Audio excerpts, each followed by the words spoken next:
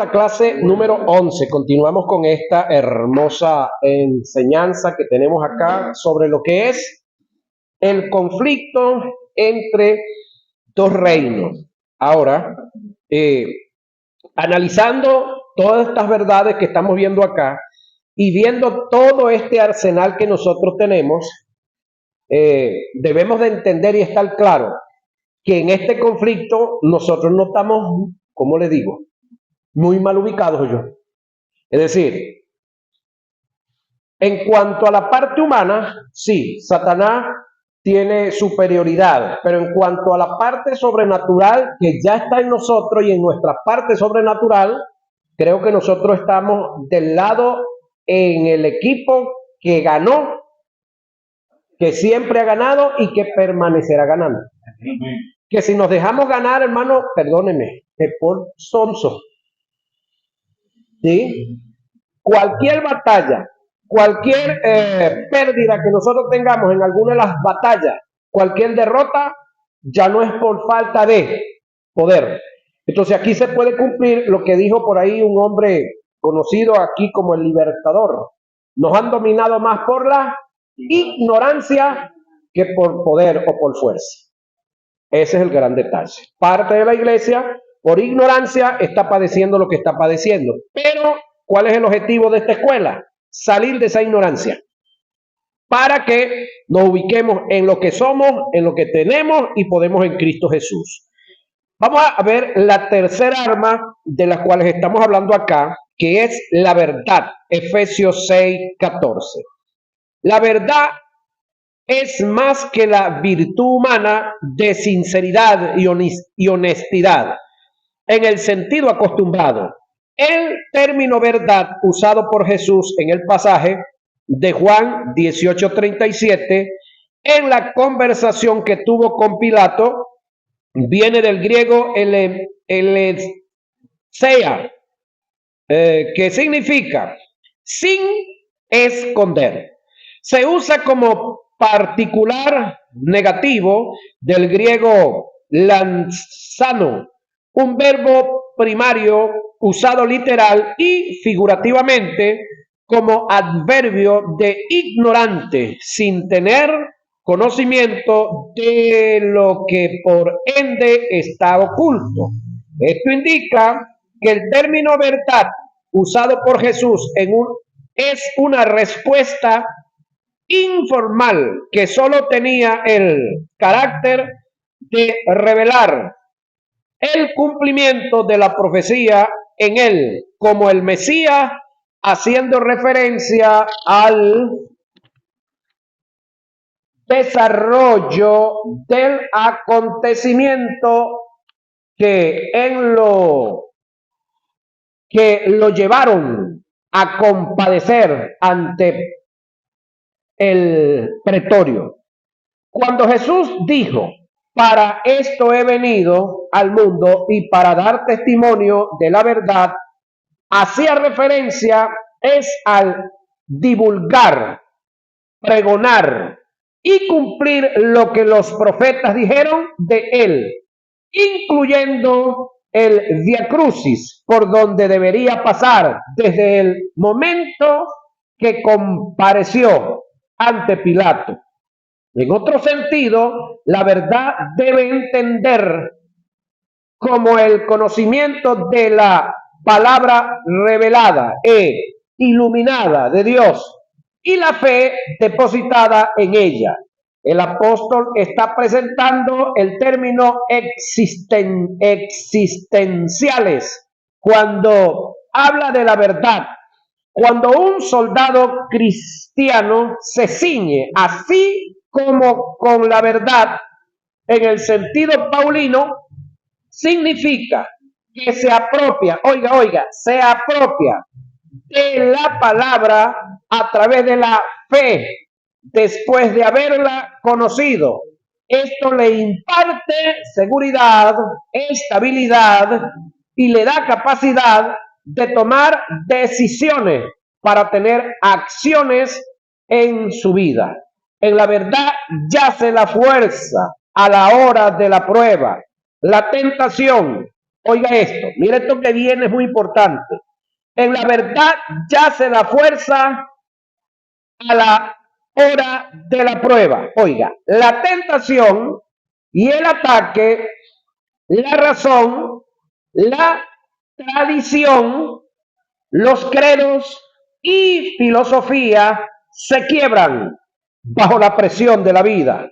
Pero la palabra de Dios, vivida, oiga, creída y confesada, permanece intacta y nos hace sólidos y persistente como soldado. Sin la verdad no funciona el escudo de la fe, ni opera la espada del espíritu. ¡Wow! Esto me llama la atención como usted no tiene idea. Voy a recalcarlo. Oiga, en la verdad yace la fuerza a la hora de la prueba. La tentación y el ataque, la razón, oiga, humana, la tradición, las costumbres, los credos que usted se pueda inventar, que los antepasados inventaron, la filosofía humana, por supuesto, se quiebran bajo la presión de la vida.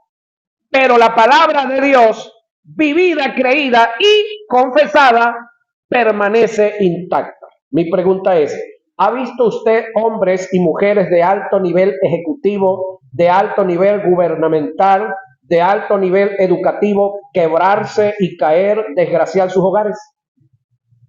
Desgraciar su vida financiera, desgraciar su vida militar, muchos militares. ¿Por qué razón? Famosos en el área del canto, famosos en diferentes áreas, quebrarse frente a un pedazo de tabaco de marihuana, tan estúpidamente. ¿Por qué razón? Porque todo eso, frente a la presión, se quiebra, se cae. Pero una palabra creída, aferrada y en fe, fortalece al más debilucho que pueda haber. Amén. Ahora, en la verdad, no, ya pasé por aquí.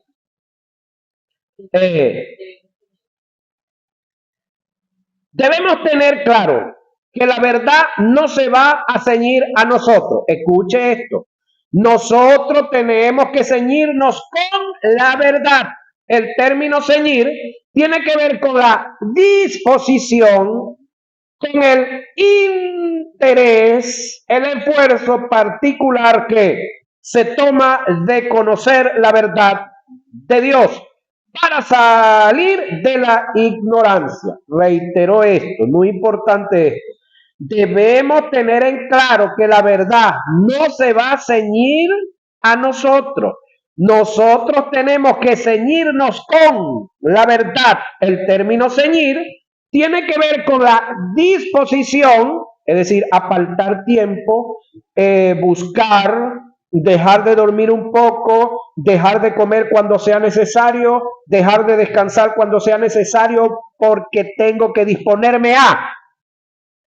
Tiene que ver con interés, tiene que ver con esfuerzo particular que se tome o se toma de conocer la verdad de Dios para salir de la ignorancia. La verdad es el arma que Dios nos ha dado y que está en contraste con la ignorancia, elemento que Satanás utiliza como arma para tratar de destruir a la iglesia, porque Satanás no puede destruir a la iglesia, pero va a tratar de destruirla. Hay muchos creyentes que viven atados en un área por no conocer la verdad. Jesús dijo, y conoceréis la verdad, y la verdad os hará libre. ¿Cómo es que vamos a ser libres? Conociendo la verdad. En el área donde yo estoy siendo atacado, donde tengo una atadura, tengo que tener conocimiento de esa área. Donde no hay libertad es porque no está la verdad. Donde no está la verdad no hay conocimiento. Donde no hay conocimiento no hay visión. Donde no hay visión no hay iluminación. Donde no hay iluminación no hay revelación. Y donde no hay revelación no está la palabra. Y donde no está la palabra no está Dios. Así es sencillo. Esto es un principio recíproco. Donde está la palabra, por supuesto está Dios. hay revelación. Donde hay revelación, hay iluminación. Donde hay iluminación, hay visión. Donde hay visión, hay conocimiento. Donde hay conocimiento, está la verdad. Y la verdad nos hace libres. Por causa de esto, es imprescindible que tomemos la responsabilidad unipersonalmente cada uno y la decisión de ceñirnos, vestirnos con la verdad para librar, las batallas que se nos presenten cualquiera que sean. Pero ¿quién es el que se va a ceñir? Usted y yo. Ahora, hablando de la parte de los seres humanos, ¿quiénes son los seres humanos que están discapacitados de vestirse? Bueno, los que no tienen las extremidades para vestirse, ¿no? Y los que puede que las tengan, pero aquí adentro están discapacitados. Antiguamente nosotros le decíamos una palabra así como media fea, media dura, le decíamos mongólico, ¿no? Pero parece que dentro de la iglesia como que quedan de eso todavía. Bueno, eso no es aquí, eso es otra por allá. Ahora, oiga, la coraza de justicia, oiga, vamos a ver la cuarta arma. Ya vimos esta tercera. La cuarta arma es la coraza de justicia. Efesios 6:14. Hay quienes conjeturan que la justicia, cuando es aplicable al vestirse, tiene que ver con la vida de pureza y rectitud que debe tener todo creyente por causa de su relación con Dios. Con dicha posición estoy en desacuerdo por algunas razones que voy a mencionar. Es decir, con la posición, no con la vida de rectitud y de santidad que sí debemos de tener, que esa es otra cosa. En primer lugar, el término griego que Pablo utilizó para justicia es dikaiosume, que la mayoría de las veces usó para denotar el don de gracia de Dios a los hombres, por la cual todos los que creen en el Señor Jesucristo son introducidos en la correcta relación con Dios. Esta justicia es inalcanzable, oiga, por obediencia a la ley o por cualquier otra condición que no sea la de la fe en Cristo. Afirmar que dicha justicia como arma es referente a la conducta es estar en total contraste con el término desde el punto de vista etimológico. En segundo lugar, si vestirme de justicia depende de una conducta intachable en este implemento de la armadura que equivale a la coraza, estaríamos siempre desarmados. Porque ¿quién vive con una conducta intachable? Levante las manos. Ajá, seamos sinceros. La coraza de justicia, cuando es aplicable al vestirse, se debe entender como la persuasión en la posición que el creyente debe tener del nivel de justicia en relación a Dios. Es entender y aceptar que la misma naturaleza de justicia y la misma condición de justo que está en Dios está en él, que el mismo nivel de justicia que está en Dios está en él por causa de la imputación de la justicia que se dio por él, incidente de remisión, y que dicha posición debe mantenerla, oiga, latente en la fe, no por obra alguna. El vestirse con la coraza de justicia es entender y aceptar por fe que por muy bajo o degradante que sea la condición de pecado, hablando de pecados de condición, en la que hayamos caído, por causa de esa caída dejamos de ser santos, amén, ante la presencia de Dios, pero no dejamos de ser justos. Y aquí estamos hablando de pecados sociales y morales. Es decir, cometí un pecado X, cualquiera, porque el detalle es que ahora nos hemos dado a la tarea de tener una tabulación de pecados. Es decir, si conseguimos a Moisés bebiendo rascado, eso es grave, eso es grave. Ah, pero si Gabriela salió por allá, un supuesto negado, con una novia, uy, eso es más pecado todavía. Ah, pero si el hermano lo vemos comiendo chimó, eso es pasajero. Eso fue que, no sé, le picaban los dientes, quería arreglarse a eso. Leve. No, pero aquello es bebé grave y aquella con una novia, no, peor. Ya va, hermano. Los tres pecados son igualitos. Si agarramos a uno de nosotros y lo metemos en esa pipa, en el tanque de agua que está ahí, en el tanque, metemos a una, está lleno de agua, y lo sacamos, salió como mojado, ¿verdad? Pero a la otra la metemos en la pipa, la metemos y la sacamos y salió mojada. ¿Cuál de las dos está más mojada? ¿La que metimos en el tanque o la que metimos en la pipa? Igualito, igualito. Entonces, eso es lo que ha pasado con los pecados. Es decir, la hermana Roja, ¿no? Nos enteramos que anda, que dijo un chisme. Ah, pero la hermana agarró y barrió su basura y se la tiró al vecino. ¿Cuál de las dos es más grave? No, igualito, para efecto de Dios igual. Eso es lo que tenemos que tener aquí claro. Es decir, que los pecados para efecto de Dios son todos igualitos. No hay uno más bajo, ni hay uno más alto, y no hay uno, es decir, no hay mentiras blancas o pecados medios, no, todos son igualitos. Escúcheme, hablando de los pecados. Pero nosotros fuimos libres de el pecado. Como estado espiritual.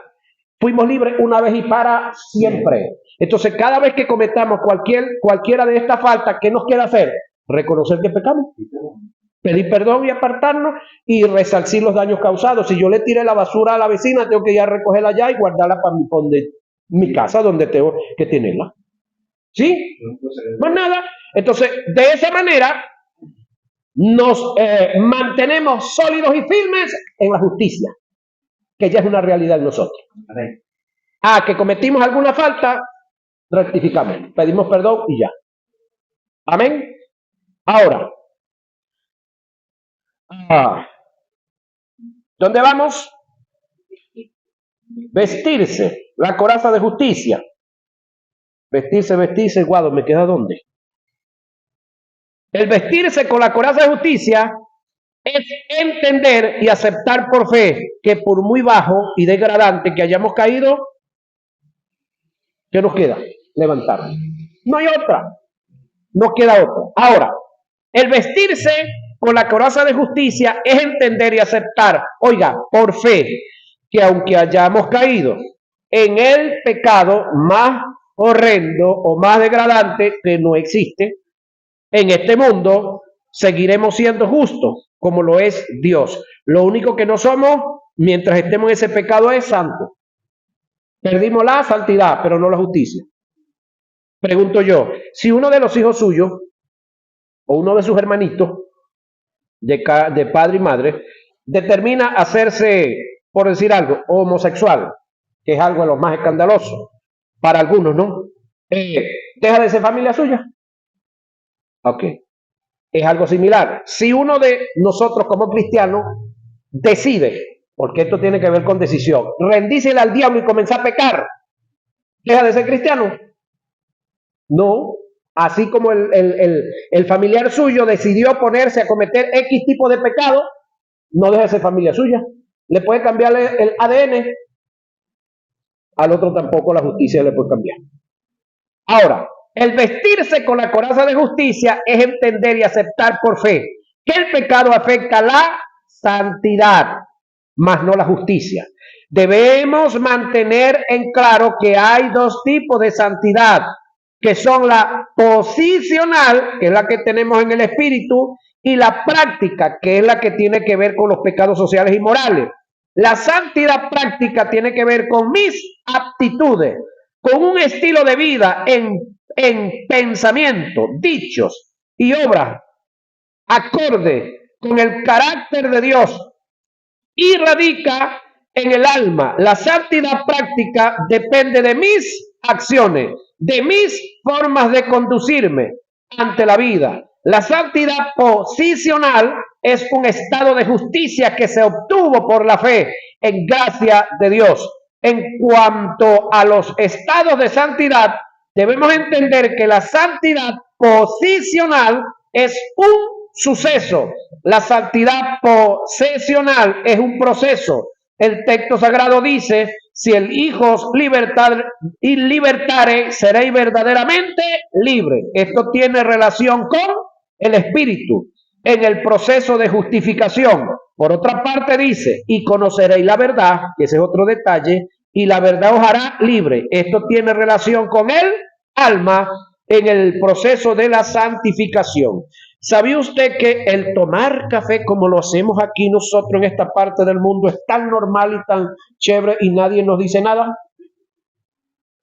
Pero vaya a Europa, ¿sí? Que lo inviten a usted a predicar en Europa y sálgase de la iglesia, invite al pastor a tomarse un café en la panadería que está más cerca de la iglesia, a ver qué le va a decir. O que lo consigan a usted tomándose el café. Si estabas invitado a predicar, suspendido, disciplina.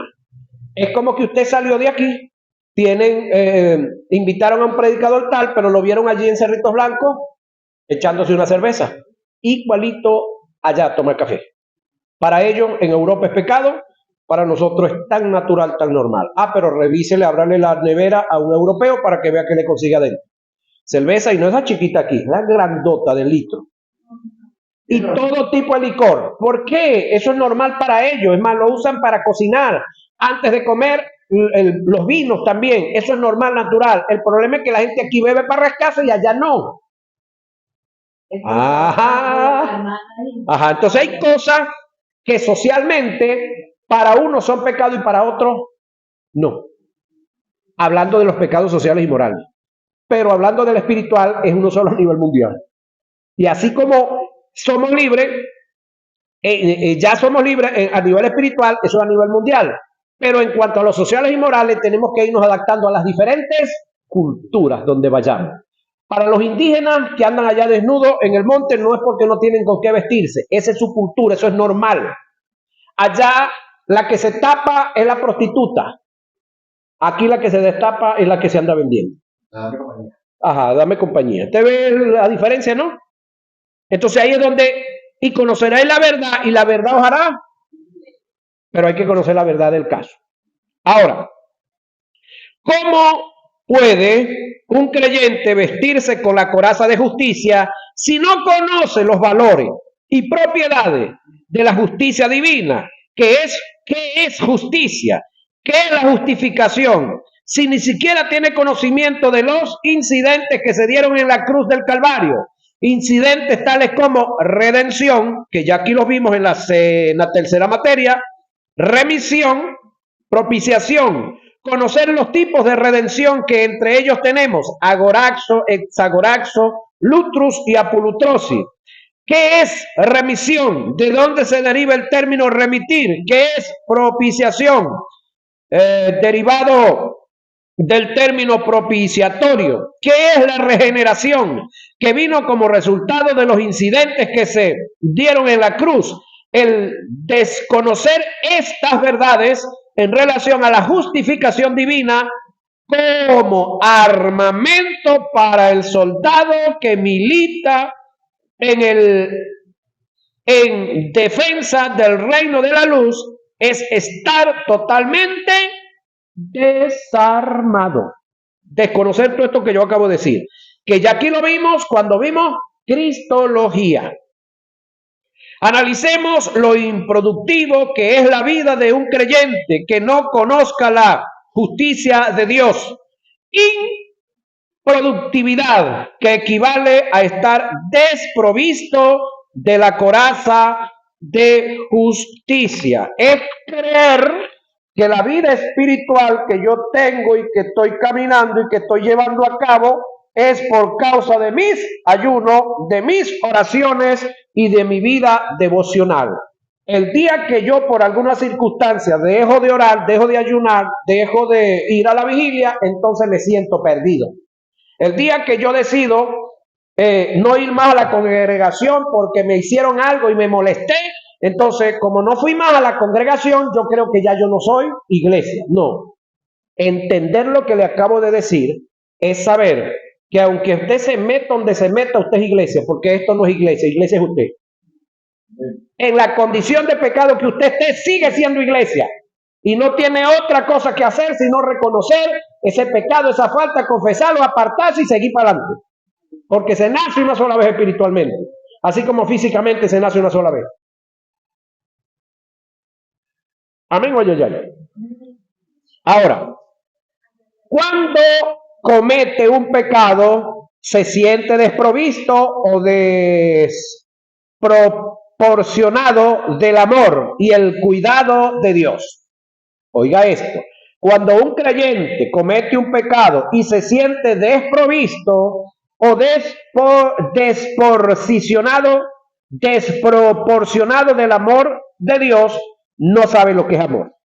Debemos entender que aun cuando caigamos en el pecado más horrendo para la sociedad en la que vivimos, más degradante, Dios nos ama igual.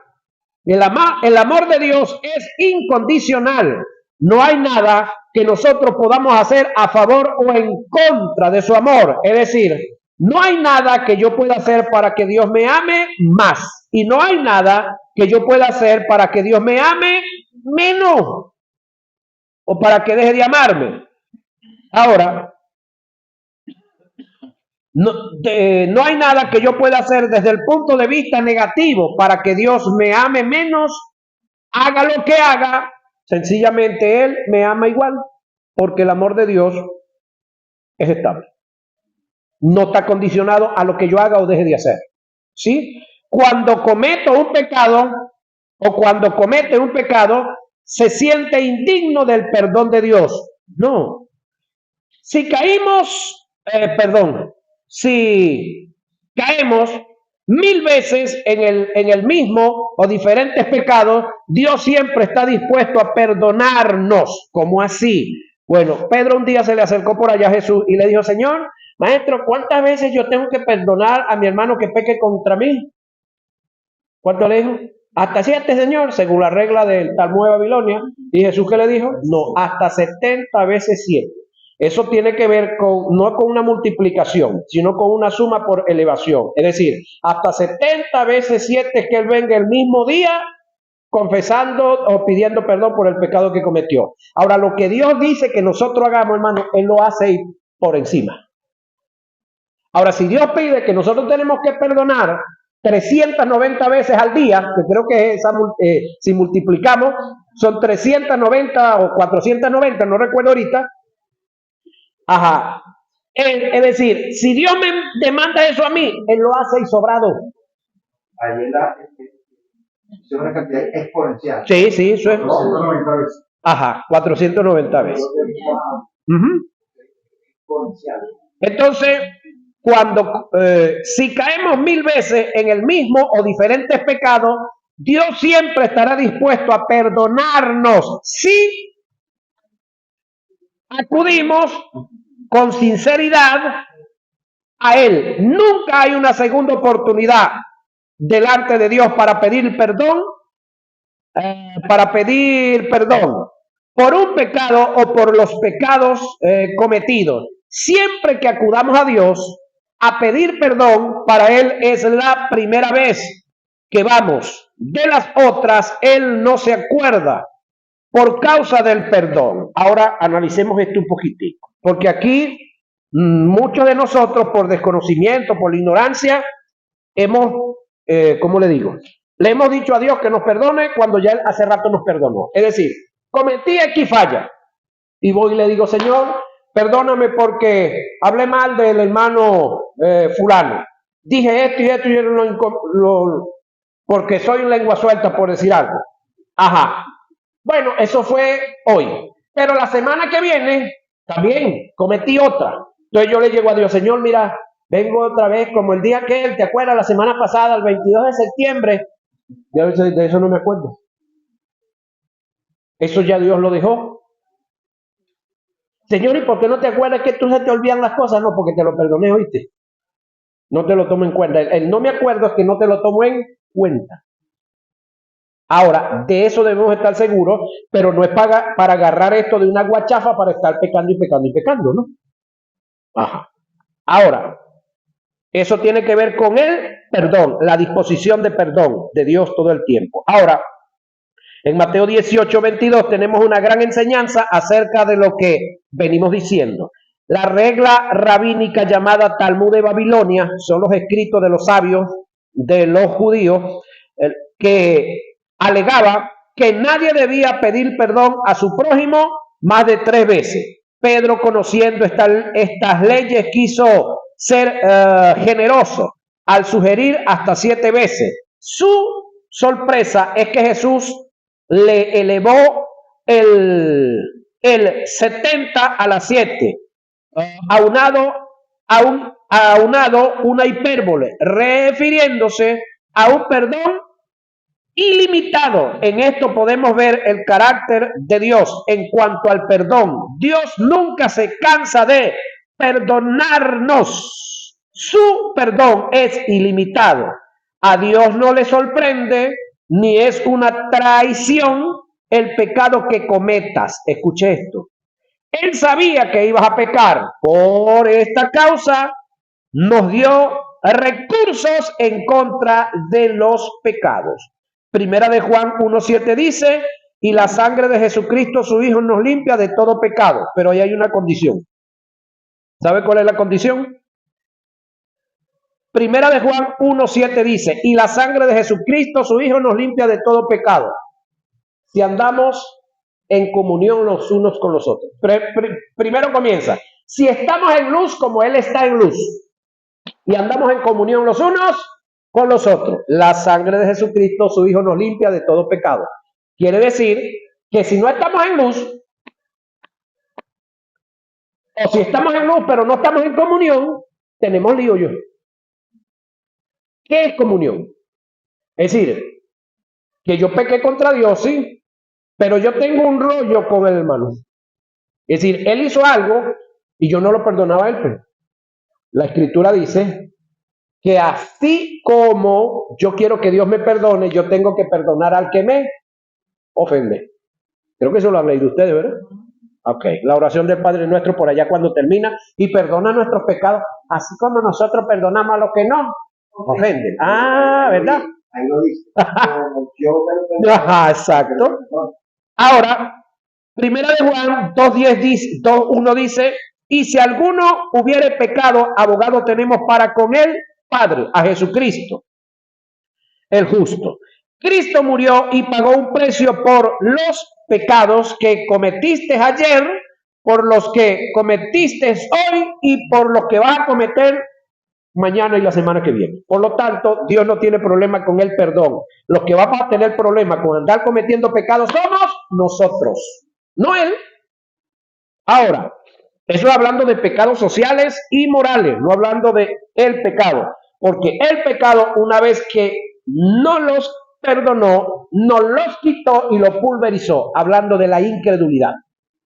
Ok, ahora, nunca te canses de pedir perdón por los pecados que cometas, que Dios no se cansa de perdonarte.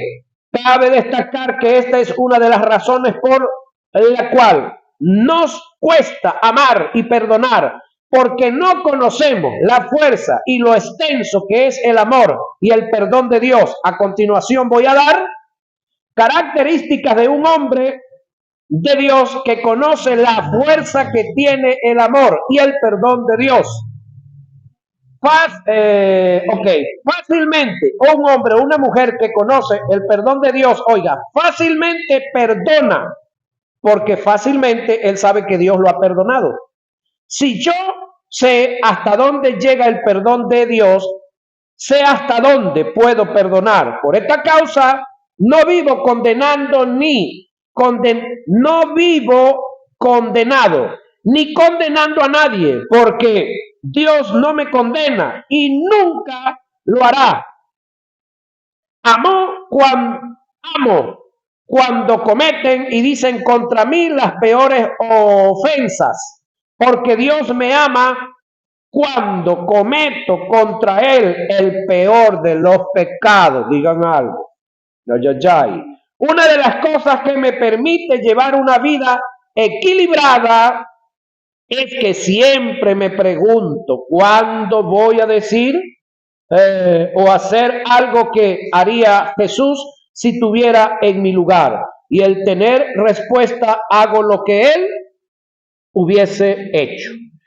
Cuando reincide en el pecado o en algún pecado o en un tipo de pecado, cae en un complejo de inferioridad, autodepreciación y baja estima, hasta llegar al abandono, resignarse y entregarse al pecado. Una de las causas por la cual nunca dejo de luchar en contra del pecado o de los pecados es que estoy consciente de que aunque caigamos en el pecado más bajo, más horrendo, más degradante, a causa de eso, a causa de ese pecado, dejé de ser santo, pero no dejé de ser justo. El pecado afecta mi santidad, no mi justicia. Nota, en el estudio que tiene este ministerio acerca del poder de la justicia, damos mayor explicación sobre la justicia y lo relacionado a ello. Esa materia sí está pendiente, sin embargo ya está grabada, ya está en mi cuenta YouTube. ¿Sí? El apresto como calzado, Efesios 6:15. El apresto es el arma número 5. El apresto como calzado, Efesios 6:15.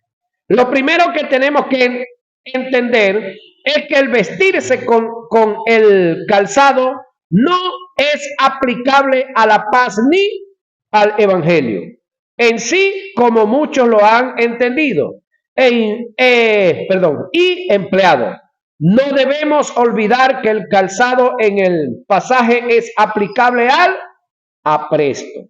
El término apresto del griego es entoimasía, que indica disposición, querer, deseo íntimo. Lo que Pablo quiso decir en cuanto al apresto como arma fue calzaos los pies con la disposición, el querer y el deseo íntimo, que un creyente debe tener para salir a anunciar las buenas nuevas que producen paz. La paz viene como resultado de que se predique el evangelio. Y el anuncio del evangelio viene como resultado de que haya una disposición, un querer, un deseo íntimo. Si al caso vamos, un gran porcentaje de los creyentes están descalzos y desarmados porque nadie quiere evangelizar. Esto tiene, relación con los dichos por Pablo en Romanos 10. Citemos el pasaje. Porque todo aquel que invocar el nombre del Señor será salvo. ¿Cómo pues invocarán a aquel en el cual no han creído? ¿Y cómo creerán en aquel de quien no han oído? ¿Y cómo irán sin a ver quién les predique? ¿Y cómo predicarán si no fueren enviados? Como está escrito, cuán hermosos son los pies de los que anuncian, oiga, la paz. ¿De los que anuncian qué? La paz. Importante esto. De los que anuncian buenas nuevas, no psicoterror. Buenas nuevas. Mas no todos obedecieron al evangelio. Pues Isaías dice, Señor, ¿quién ha creído a nuestro anuncio?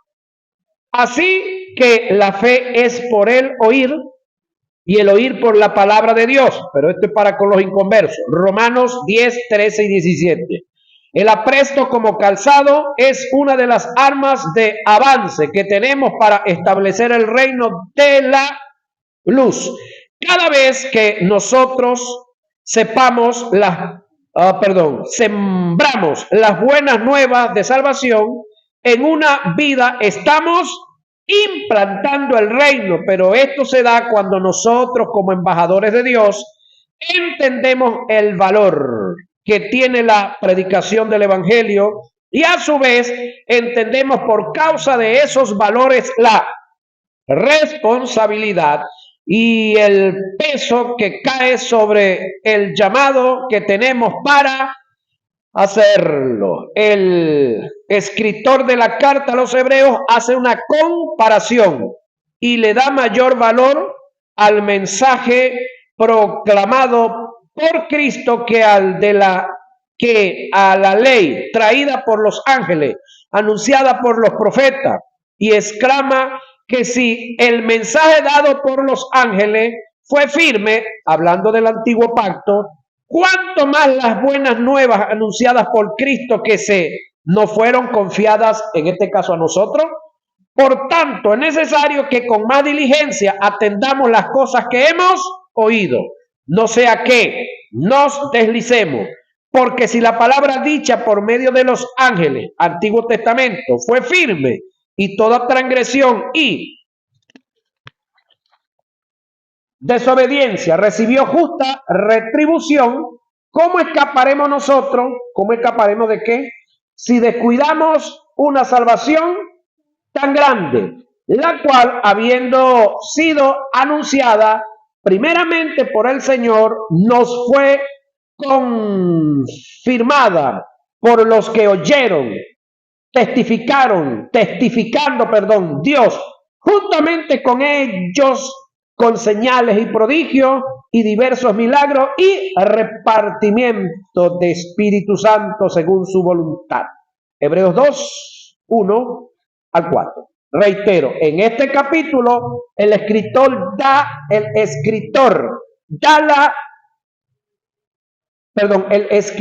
de la epístola a los hebreos hace una comparación y le da mayor valor al mensaje proclamado por Cristo que a la ley traída por los ángeles y anunciada por los profetas.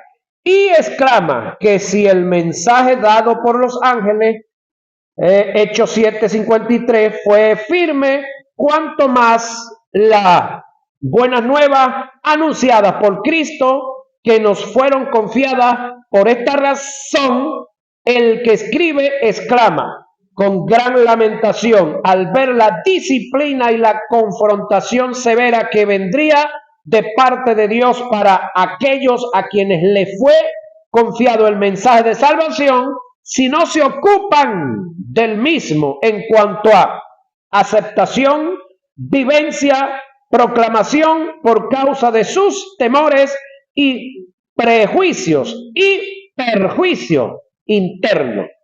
La expresión, ¿cómo escaparemos nosotros si descuidamos una salvación tan grande que aparece en el pasaje? No tiene nada que ver con perder la salvación, aclaro, sino con el escapar de la acción disciplinaria de Dios que vendría por no ocuparse, en el caso de los judíos convertidos como requiere de dicha salvación por una desobediencia voluntaria después de haber conocido la verdad en cuanto a Cristo se refiere, queriendo volver a los sacrificios y a las demandas de la ley. El escritor les advierte que si siendo profesantes de la ley que vino mediante los ángeles y anunciada por los profetas, no escaparon del juicio y la disciplina de Dios por ser transgresores de esta, menos le pasará por alto la disciplina y la confrontación que tendrán de parte de Dios si menosprecian y descuidan el mensaje del Evangelio que vino mediante Cristo. Por otra parte, los apóstoles instan a los líderes y a los creyentes sobre la responsabilidad de velar por la pureza de la doctrina del Evangelio cuando el misterio de la fe con limpia conciencia, primera a Timoteo 3, 8 y 9, la cual tiene que ver con el testimonio personal para que a la proclamación del Evangelio no hallen tropiezo. Sin embargo, quiero ahondar algo acá. Escuchen esto. En el Antiguo Testamento, el mensaje fue traído por ángeles y fue proclamado por los profetas, fue proclamado en alguna ocasión por algunos reyes que fueron, se les dio pues esa facultad En el caso de David hizo varias expresiones siendo rey y Salomón varios de ellos. Sin embargo, escúchenme, ese mensaje que vino en esa dispensación, cuando no le pararon, cuando no le hicieron caso, ¿qué le pasó a esa gente? Usted ha analizado un poco la historia del pueblo de Israel, de la nación de Israel, cómo ha sufrido, cómo ha padecido esa gente, por qué padecieron. Por darle la espalda a la palabra, al mensaje de Dios. ¿Sabía usted que en el año 46, que fue la Segunda Guerra Mundial, creo, ¿no? Y en el 45. En el 45, comenzó como en el 30 y algo, ¿verdad? Ok. En estos días vi un video, de esos viejos, en Estados Unidos. Judíos de casi todo el mundo, viajaron a Estados Unidos, hicieron una reunión, hicieron una, ¿cómo te digo? Una convención, hicieron una caminata, hicieron una, ¿cómo se llama esto? Una procesión detrás de un toro. ¿Se recuerdan del toro? Moloch, la panza, el horno, candela adentro y echando humo por la nariz. Bueno, despuesito de eso, les pasó lo que les pasó. Pero vamos más atrasito. Si usted quiere ver así como esas revistas vaqueras donde se mata gente y no hay figuras y todo eso, no sé si recuerdan de aquellas de Marcial Lafuente, eran chiquiticas, bueno, eran como gruesas así, pero eran pequeñas, donde había gente que le gustaba leerlas, ¿no? Yo era malo para eso, a mí me gustaba era la que tiene figuras. Mi hermano sí, y yo le preguntaba, mira, ¿cuántos muertos van ahí? Él leyéndolas ahí, a él le gustaban mucho las vaqueras. El detalle está que si usted quiere ver un libro, hermano, de esos donde hay desastres, muertos y desgracias, váyase y lea la historia de los jueces de Israel. Lea el libro de Jueces y usted va a ver, hermano, una desgracia tras la otra, pero ¿por qué? Por darle la espalda a la palabra de Dios, por darle a Israel la espalda a la palabra de Dios, allá en el antiguo pacto. En el nuevo pacto, cuando Cristo vino, en su gran mayoría rechazaron al Mesías, a Cristo. ¿Qué les pasó en el año 70 después de Cristo? El templo judío de Jerusalén fue arrasado, pero no solamente el templo, toda Jerusalén, toda. Y fueron esparcidos, sitiados por 3 años y esparcidos. Ahora, dejaron de existir, de estar sobre ese territorio como dominantes del territorio. Sin embargo, ellos en el 35 después de Cristo, es decir, varios añitos después del 70 al 35, ¿cuántos hay? 45 años. 35, se volvieron a agrupar. Y en ese entonces se armaron y trataron de pelear en contra de Roma. Ahí los volvieron a rodear y los aplastaron tanto así que le quitaron hasta el nombre a ese territorio. Y por eso no se llamó más el reino de Judá. De ahí para acá, del año 35, después del cristianismo, es que eso se llama Palestina. Samaria, Palestina. Con el objetivo de borrar el nombre de Israel, o en este caso Judá, de ese territorio. Hasta el 48 que lo volvieron a conquistar, pero no la tienen fácil. La semana pasada se reunieron más de 70 naciones, más de 60 naciones árabes. Y ya hay diferentes países que han reconocido el Estado de Palestina. Ahora, ¿eso es causa de qué? Lo que acabamos de ver. Justa retribución, justo castigo por causa del pecado, por causa de que el Dios que ellos están sirviendo no es a Jehová, ni tampoco es Jesús, tampoco. El Dios de ellos es el billete, del que sea. Si están aquí el dólar, en este continente, si es en Europa es el euro, si están en Rusia es la moneda de allá. Es decir, ellos lo que les interesa es la plata y las riquezas que hay sobre la tierra. A Dios no les interesa nada. Por esa razón están arrasando a ese pueblo que tienen al lado ahí, a nombre de Dios. Ahora la pregunta es, ¿quién armó a esa gente que pelean contra ellos mismos? ¿No lo han averiguado? Ellos mismos. Para raíz y sacar toda esa gente de ahí y apropiarse de una cantidad de riquezas que descubrieron que están allá abajo. Entonces, ellos sí son el pueblo de Dios, pero andan mal con Dios. Muy mal. Correctísimo. Andan muy mal con Dios. Y sin Dios, a nadie le puede ir. Entonces no espere que les vaya bien, porque sin Dios a nadie le va a ir bien. Bueno, listo. Vamos a la clase número 3. No sé qué más hay por ahí. Van al baño. Se acabó el café, se acabaron las galletas.